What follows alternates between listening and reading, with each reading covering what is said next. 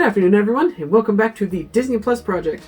So we watched 101 Dalmatian Street this time, and I mean, I have some interesting feelings on it, but what did you think of it? I think that it's definitely geared towards a very young audience. Incredibly young, yes. Not toddler young, but like in between 8-year-olds. In between toddler and yeah.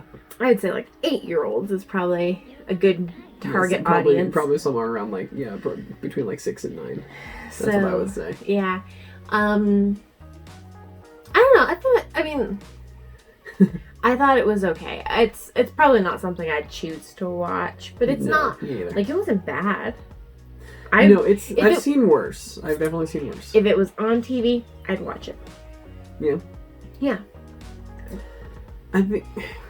I think my problem is it reminds me too much of Teen Titans Go, which is awful. But you see, I don't like that show. I don't mind Teen Titans Go. I don't like it by any means. It's not like... Yeah. I wouldn't go out of my way to watch Teen Titans Go, but I'd watch Teen Titans Go. It's good. Enough, rather. Not good, but good enough. Yeah. And so, that's kind of the way I feel about this. But, I can imagine that's why it only had one season. Probably. I guess the biggest issue I had with it is, they're living in what appears to be the apartment from 101... It appears to be the townhome or whatever they were in 101 Dalmatians, yeah. But then they're living by themselves with no human? Yeah, there's no human there. And then... But there's humans around them, and none of them are questioning the fact that there's these dogs. They're just living in this house. 101 of these dogs living in this side-by-side, packed-in apartment, townhome, whatever, and nobody is questioning this. Right. That's, I guess, and there's, in the first episode, this guy, and walks in, it's it's just dogs? That's silly. Well, he didn't even walk in. Two dogs went out and found him, and he was like, "Oh, what do you want?" Well, He's like, "Oh, you want me to follow you? Okay," and he just follows them back to this random house. Yeah, because how many people would do that if the dog was? I don't know. It seems a little silly in that aspect of it, and I'm really questioning. I think they went a little too goofy. Yeah. Yeah. I'm really questioning the whole all right, darlings, I'm going to work, the dog says. I don't know. That part of it, I think, is weird. If it was if they did everything the same, except for it was Roger and Anita. Before, this is what would have been really fun, is if it was Roger and Anita before they moved out to the big plantation, while they still had all these 101 Dalmatians. Yeah. In this apartment. And that would have been fun. And I think all of the, as far as the dogs and their characters and everything like that, I think that's all fine. Yeah. It's just the whole, weird aspect of them being dogs that live completely solely by themselves. How do they buy food? That's what I was trying to figure out. How does that work? I was obviously, the dad dog, which is never called by name, and the mom dog, which is also never called by name, at least in the first episode that I saw. Yeah. They work. Yeah. But, they're dogs.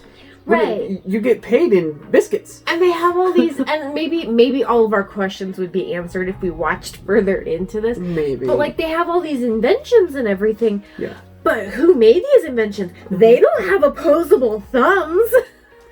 Well, and by the same token, how's Dylan cleaning the house? Dylan's one of the dogs in there. How's he cleaning the house? He doesn't have opposable thumbs, so how's he handling all that stuff, like the vacuum? And... I don't know! These are the things that are baffling me about this. I think we're thinking too much into it now. Probably. We're too grown up. But no, I don't know. I didn't really care for it all that much. Like I said. Although I did recognize I'm pretty sure I recognized one of the voices from one of the little dogs. And I'm pretty sure it was the same voice actress that does the voice of Bingo in the new Disney Junior show Bluey. it sounded pretty much exactly the same. But I'm not entirely sure. But no, it's just, I do think it reminds me too much of Teen Titans Go, which I do not care for at all. So I think that's one of my biggest problems with it. I could see that. I'm not mad at it. Like, I like goofy shows.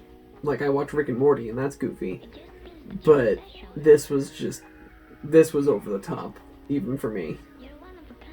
But, find it? No, I can't even find... Like, Bingo is not even listed as a character. Well, regardless, I'm pretty sure it's the same kid. It sounds like the same kid. So, yeah, looks like whoever did the voice of this dog and of Bingo in the show Bluey is just an uncredited child voice actor, which does happen, but it sounds a lot like the same. It sounds like the same voice. But I don't know. I don't really care for cartoons for animated shows that try to be too far on the goofy side. Like, I know what they were going for. They're trying to keep little kids entertained, and it would. Like, there's a lot going on the whole time, which is one of the things that keeps, like, Aiden. That's one of the things that keeps his attention when he's watching movies. If there's a lot going on, either if he's really interested in a character, like with Ralph and Penelope or Coco, or things like that, or if there's a lot going on with it, then he'll sit there and watch it. And I think that's one of the things they were going for. And the same with how goofy it was. They were was them trying to get the kind of the next age group up from that, which is like the 6 to 7, 8 year olds. Yeah, I think that if I was 6, 7, 8, I'd probably enjoy the show greatly. Probably, yeah. That I would agree with that, because it is very appealing to somebody of that age. Like, I can tell that just from watching that. Yeah. But for me, it's just, that was too over the top. That's not something that I would choose to watch. Like, I would not care for that if it came on. I'd watch it if it was on TV. But, so yeah, that's kind of our take on 101 Dalmatian Street. Like I said, it's interesting. I didn't know that it exists. We didn't know that it existed before this. So it was nice to just be able to see something kind of new that we hadn't come across before. Mm-hmm. And that both of us didn't know about or anything like that. We hadn't heard anything about it. Like some of the other ones, like Hannah Montana, Elizabeth McGuire, things like that. Maybe she's seen, but at the very least, we've both heard of. Neither of us had heard of this one. Mm-hmm. So that made it kind of interesting, I think. Yeah. So, yeah. Yeah, so next week we will be doing Lizzie McGuire, right? Yeah. Yeah, Lizzie McGuire's next. And then after that was Gargoyles. Mm-hmm. And then we'll have to go from there. Yeah, so next week we'll do Lizzie McGuire. So until then, don't forget to thank the Phoenicians.